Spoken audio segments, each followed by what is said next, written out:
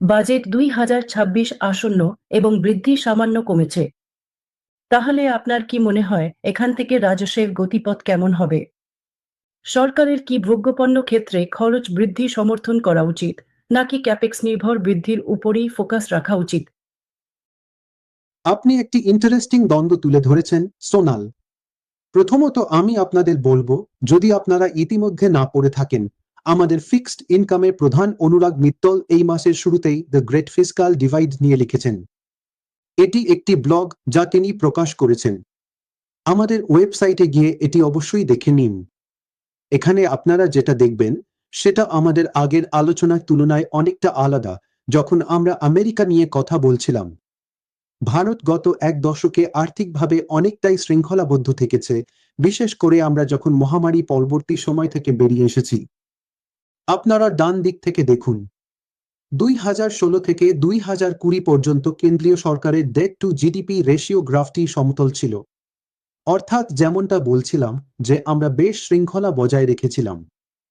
এখানে কেন্দ্রীয় সরকারের কথা বলা হচ্ছে, রাজ্যগুলোর কথা বলছি না।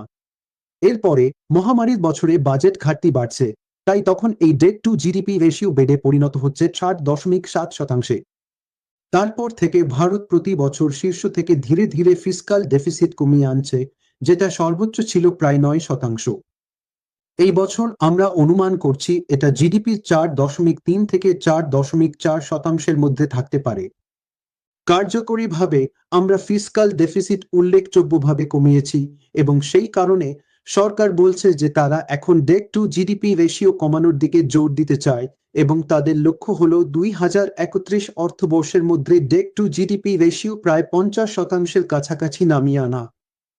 তাই যেখানে আমেরিকাতে ডেট টু জিডিপি রেশিও বাড়বে বলে আশা করা হচ্ছে, সেখানে আমরা ভারতে আশা করছি এটা কমার প্রবণতা অব্যাহত থাকবে। ফিসকাল ডেফিসিট উল্লেখযোগ্যভাবে নাও কমতে পারে, কিন্তু ডেট টু জিডিপি রেশিও অবশ্যই কমতে থাকবে। এটাই সরকারের চিন্তাধারা। তাই ভারত আর্থিকভাবে শৃঙ্খলাবদ্ধ থাকবে, আমাদের নিজেদের জন্য যে পথ ও গতিপথ বেছে নিয়েছি সেই অনুযায়ী, যা আমেরিকা ও অন্যান্য ভৌগোলিক এলাকার চেয়ে আলাদা। ব্যয়ের বিশদ বিবরণের কথা যদি বলি, সেটা আসলে নির্ভর করবে স্বল্পমেয়াদে ট্যাক্স রেভিনিউ কেমন হবে তার উপরে। মনে রাখতে হবে, গত এক বছরে সরকার ইতিমধ্যে প্রচুর পরিমাণে আয়কর কমিয়েছে, তারপরে আবার জিএসটিও কমিয়েছে। উভয় সুবিধাই আসলে গ্রাহকদের কাছে পৌঁছেছে, এবং আমি বলবো সরকার ইতিমধ্যেই কনজাম্পশন এর জন্য অনেক কিছু করেছে।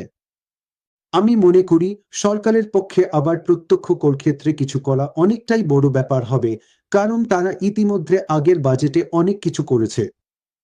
আমার ধারণা তারা শৃঙ্খলার পথেই হাঁটবে, এবং আপনারা জানেন তারা নিশ্চিত করার চেষ্টা করবেন যাতে গ্রাহকদের হাতে আরও বেশি টাকা থাকে, এবং যেখানে সম্ভব সেখানে ক্যাপেক্স বানানোর দিকেও নজর দেবে। কারণ ক্যাপেক্সের ক্ষেত্রে আমরা দিল্লিতে সরকারের সঙ্গে কথা বলার সময় যে বিষয়টা বুঝতে পেরেছি তা হলো, একটা সীমার পরে সরকারের পক্ষে ক্যাপেক্স বানানো সম্ভব নয়, তার কিছু সীমাবদ্ধতা আছে।